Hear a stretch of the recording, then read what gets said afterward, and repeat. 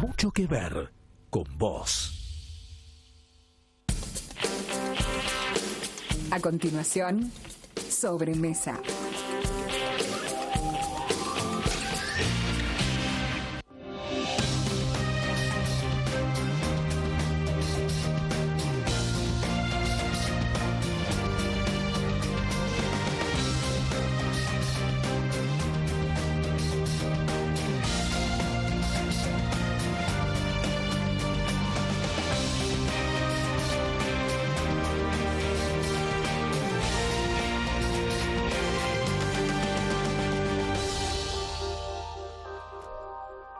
¿Qué tal? ¿Cómo le va? Buenas tardes. En un minuto voy a estar con el doctor Víctor Aramayo porque, claro, mañana se viene el paro de la intersindical.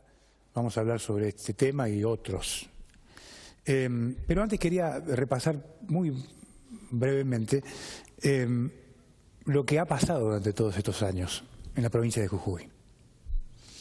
El régimen que gobernó esta provincia se encargó durante años de espantar a los empresarios que tenían alguna inquietud, algún interés, ganas de venir y emprender en la provincia de Jujuy.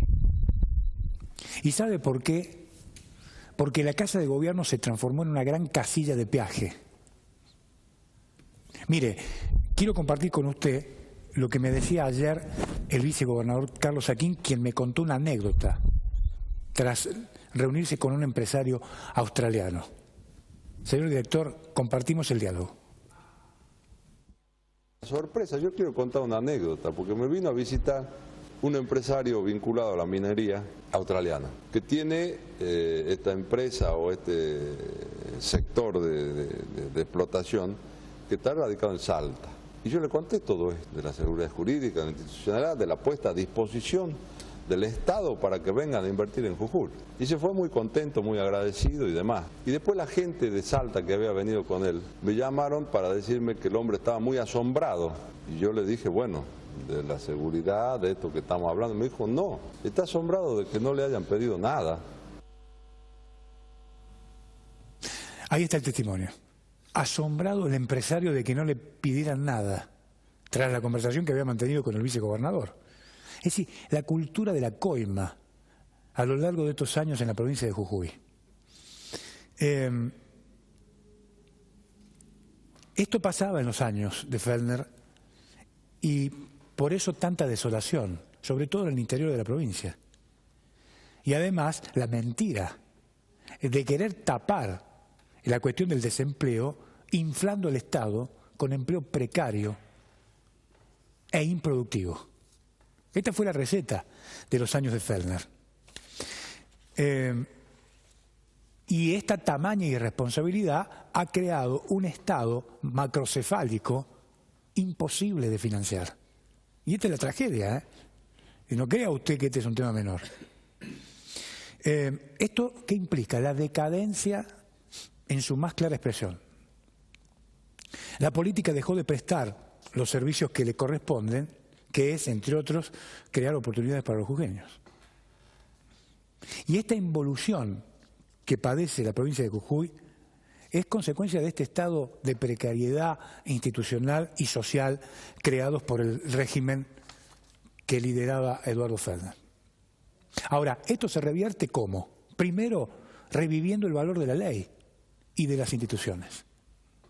Volviendo a la anécdota que contaba recién el vicegobernador Aquín, para que más empresarios se sorprendan de que ya no se piden coimas en la provincia de Jujuy, es necesario enviar señales de que el respeto por la ley es una necesidad en la provincia. Me parece que este es uno de los caminos. La gente en la última elección optó por dos alternativas de gobernabilidad. Una, gobernar con la cultura del delito, y la otra, la subordinación a la ley. La opción por el delito ya se sabe cómo termina. Fíjese, las denuncias, gente presa, un espanto. Ahora, la opción por la subordinación a la ley siempre despierta expectativas en la sociedad de más dignidad y de progreso. Esto es de sentido común. La provincia de Jujuy está frente a una gran oportunidad. Dejar de ser una sociedad permisiva a las prácticas populistas como la que caracterizó la gestión de Fellner, o ir hacia una sociedad madura en el marco de una democracia normal. Me parece que estos son los desafíos que tiene la sociedad para los próximos meses. En un minuto vuelvo y converso con el doctor Víctor Aramayo.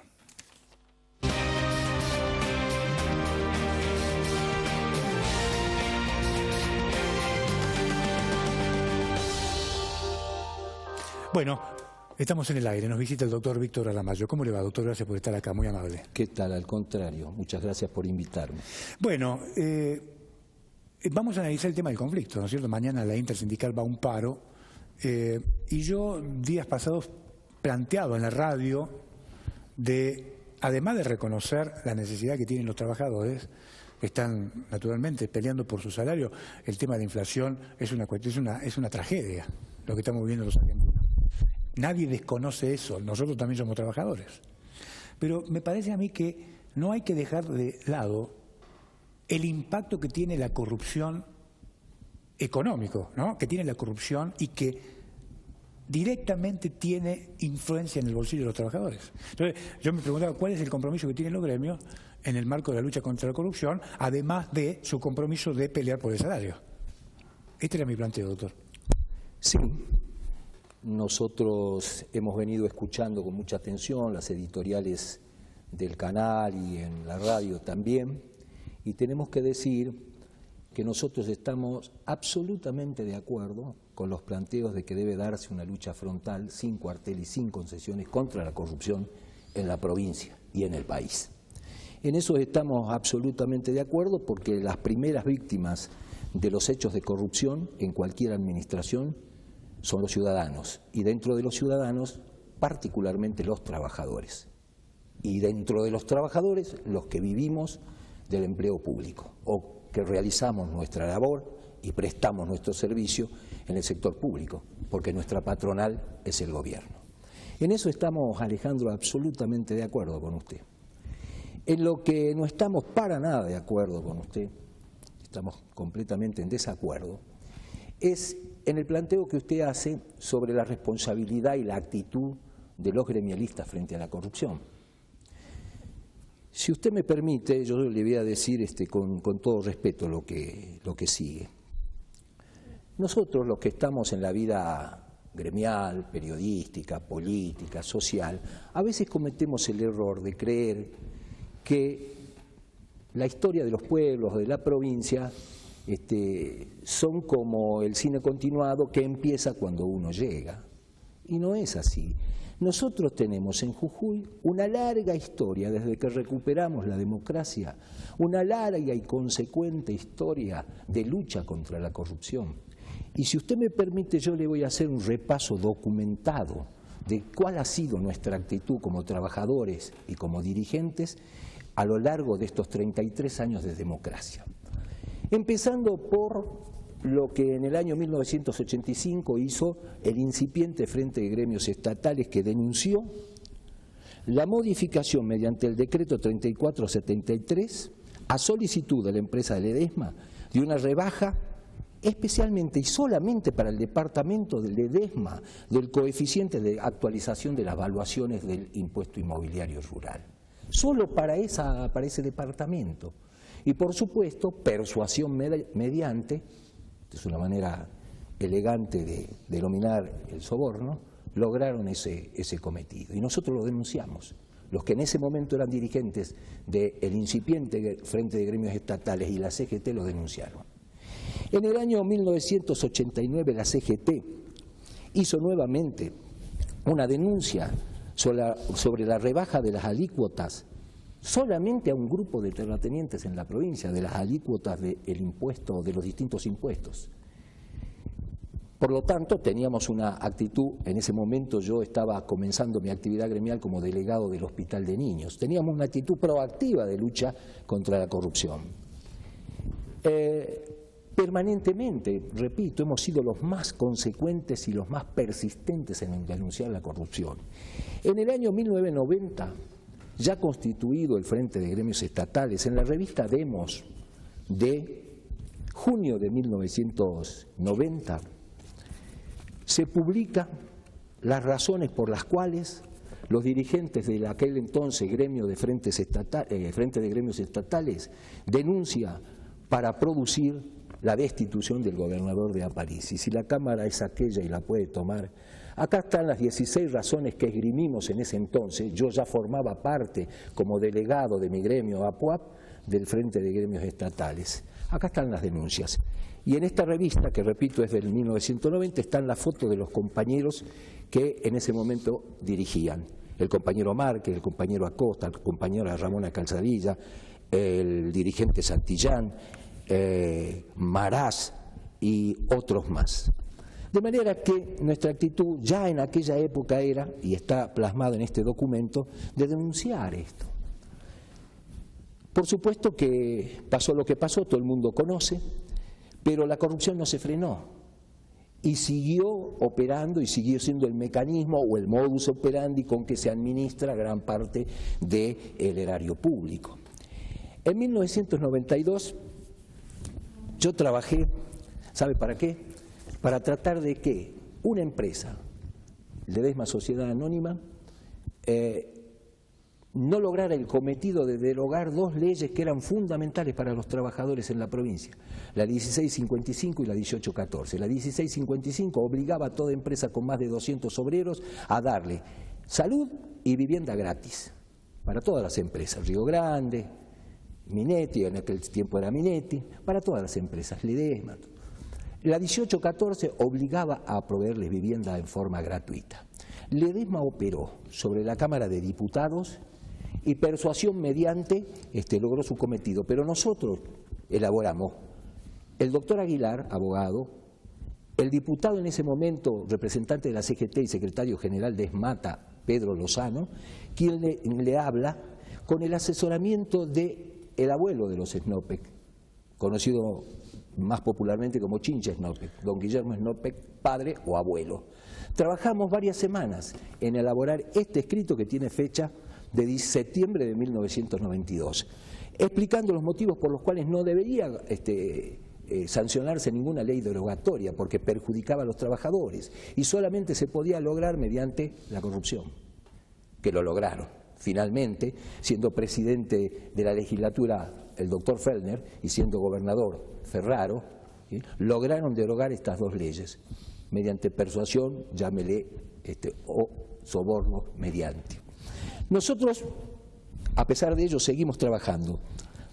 En el año 1995, el Frente de Gremios Estatales publica esta cartilla: las causas de la crisis provincial y algunas propuestas básicas para su abordaje. Estábamos preocupados por la crisis y estábamos preocupados por los hechos de corrupción que existían, que no habían desaparecido con la crisis del 89-90 con la caída de Aparici. Y en esta propuesta, en el punto 5.6, decimos claramente que debía haber un control legislativo de la inversión pública con el fin de evitar los sobrecostos en toda la obra pública. Fijábamos posición clara, los gremios, ningún otro sector, ni social ni político, tenía esta misma actitud. Mire, ocurrió en 1996 un hecho gravísimo de corrupción en la provincia, que nosotros lo denunciamos, permítame.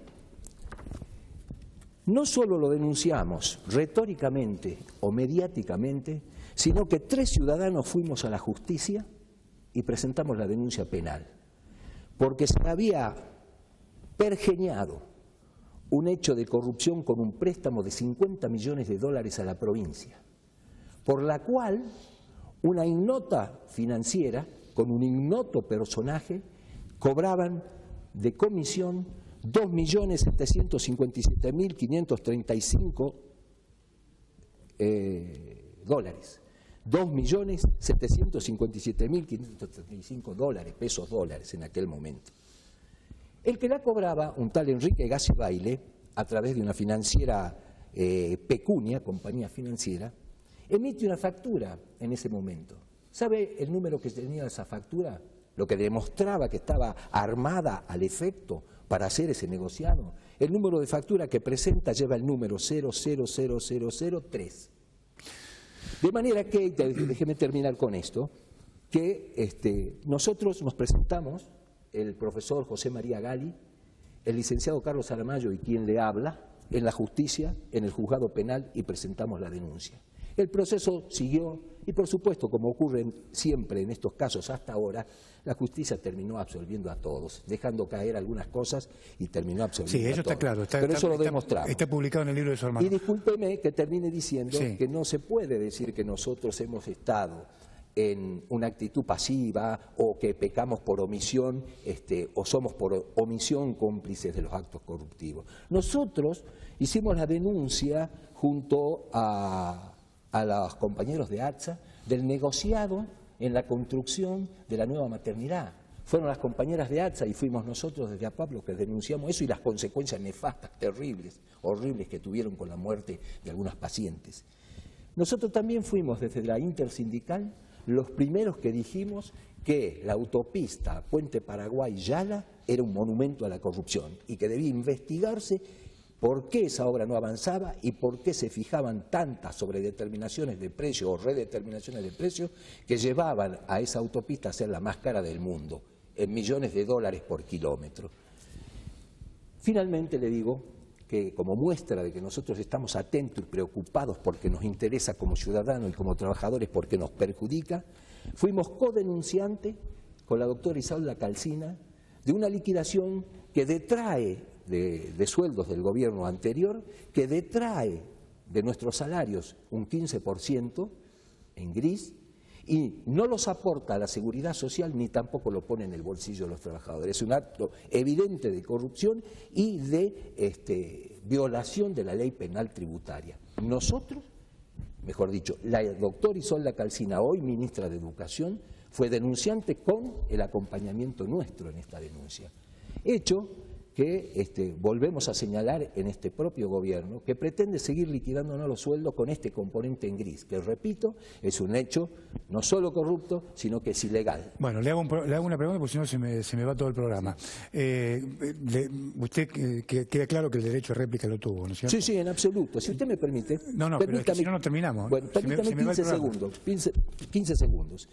En noviembre de 1990 yo era columnista de un diario, de un periódico que dirigía la periodista Laura Barberí, se llamaba El Diario, y si usted me permite en 15 segundos, le leo lo que decía yo en nombre de otros compañeros también en ese momento.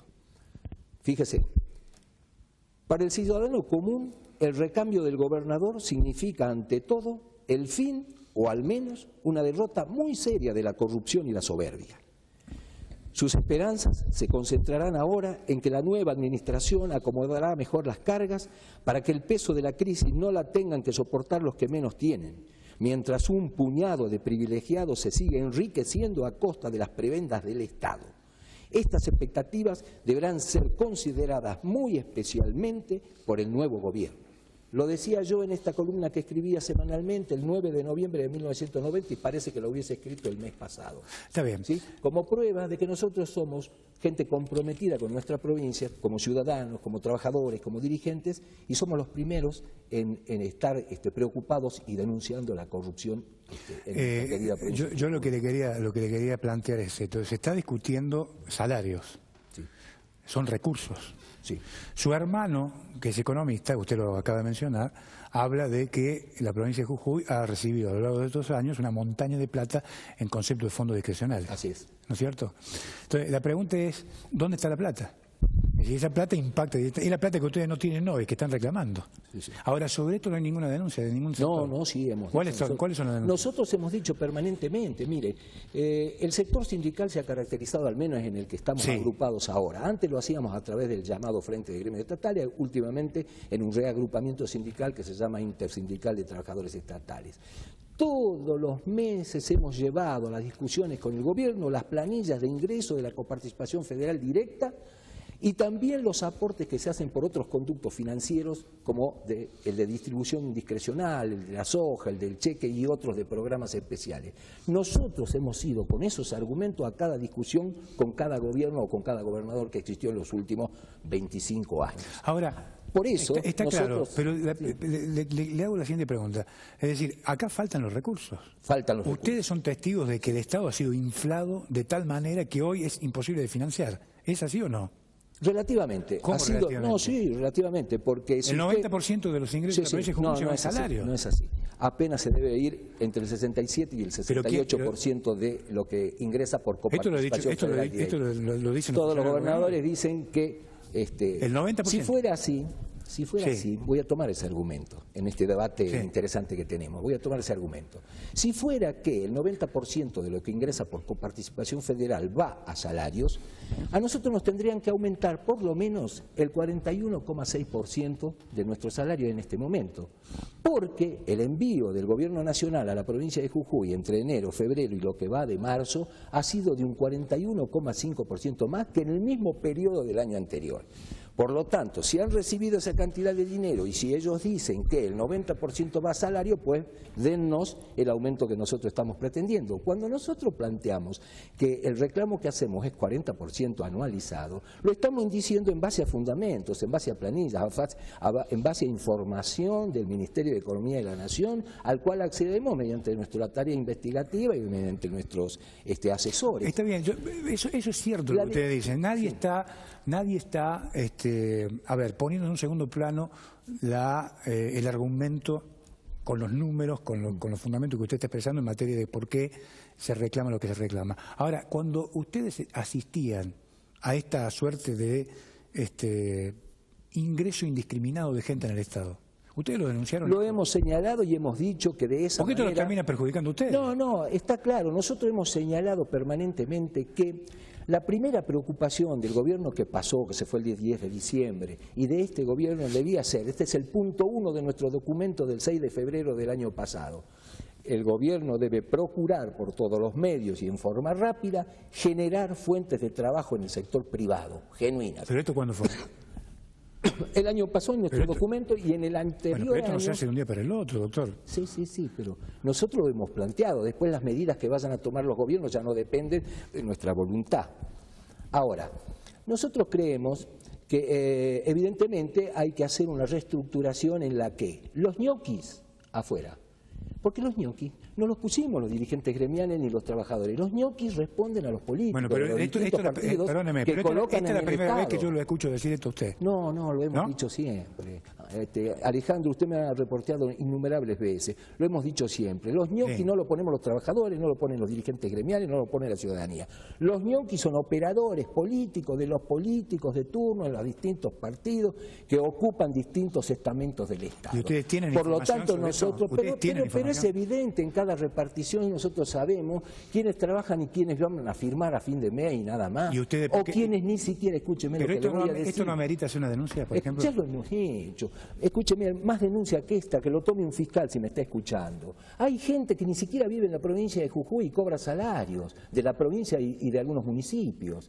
Entonces, si lo estoy diciendo... Pero esta es una forma de colaborar. Bueno, pero lo estamos haciendo ratificando nuestra historia. Si no se lo pregunto yo... No, lo hemos dicho distintos dirigentes de la intersindical y en su momento del Frente de Gremios Estatales. Los gremialistas hemos sido en ese sentido coherentes.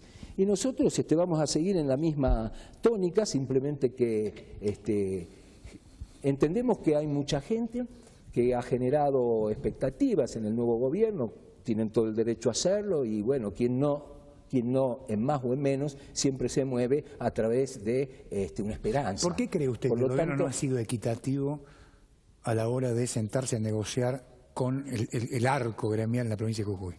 ¿Por qué usted cree que a los docentes es una cosa y a ustedes otra? Y habrá que preguntarle al gobierno, porque a eso se lo hemos preguntado al gabinete del Ministerio de Trabajo, en su momento también participó el ministro de Gobierno.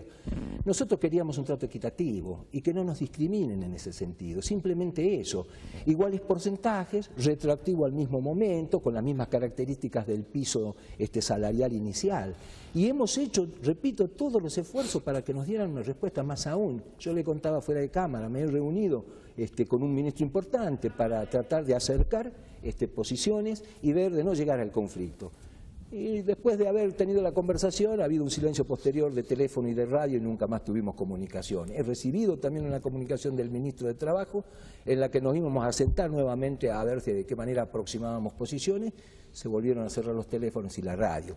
No se puede responsabilizar a los trabajadores por la actitud que tomamos. Además, nosotros estamos acá para responder y ejecutar la voluntad de las bases de cada una de nuestras organizaciones. Y la voluntad de las bases es lo que manda el accionar de los dirigentes. Nosotros no hacemos nada que no nos digan los compañeros, que nos fijan cuándo, cómo y qué vamos a hacer en cada instancia que tenemos, ya sea de asamblea gremial o ya sea de plenario de la intersindical. Bueno, se me acabó el tiempo. Mañana el paro, ¿no? A partir mañana paramos y llamamos a todos los trabajadores estatales, independientemente del gremio al que pertenezcan o de la agrupación gremial en la que esté realizando sus actividades, a tener unidad de acción. ¿Qué queremos decir con esto? Que mañana, cualquiera sea el lugar donde estemos, de los gremios, demos una señal clara al gobierno de que no estamos para nada conforme ni con la metodología con que nos están imponiendo un porcentaje salarial, ni con los porcentajes de salario, ni con el piso, ni con los otros procedimientos como esto de pagarnos en negro y en gris, porque hemos reclamado que todo el salario debe ser pagado en blanco. Llamamos a todos los trabajadores estatales a parar mañana y de esa manera a noticiar al gobierno, porque nosotros seguimos con la actitud de querer seguir negociando, porque es posible arrimar posiciones si el gobierno flexibiliza un poco. El vicegobernador ha dicho lo mismo también, ¿no? El vicegobernador. Bueno, pero hay que pasar a la práctica, Alejandro, hay que pasar a la práctica, ¿sí? Porque no se puede decir una cosa y después hacer otra, o a decir una cosa para la popular, ¿sí? Para que absorba la ciudadanía, la contenga y después no hacer nada. Nosotros seguimos con la actitud de diálogo, pero evidentemente vamos a defendernos como ciudadanos y como trabajadores. La inflación nos está matando a todos, a ustedes como trabajadores del sector privado y a nosotros como trabajadores estatales. Doctor, le quiero agradecer que haya venido a compartir este momento. No, el agradecido soy yo porque me ha permitido fundamentar las posiciones que nosotros tenemos con documentos en la mano. Gracias por venir, no, al contrario. Bueno, ahí está, el doctor Víctor Aramayo, con nosotros. Nosotros teníamos un enfoque de la realidad, él tiene otro, y bueno, como corresponde, le dimos el derecho a réplica. Usted sacará sus propias conclusiones, claro. Bueno, nos vamos, nos reencontramos mañana, ya viene Palpalao, chao.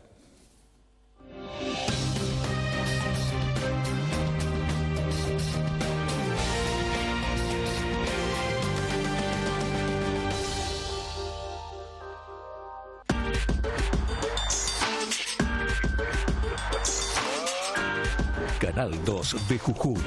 Mucho que ver con vos.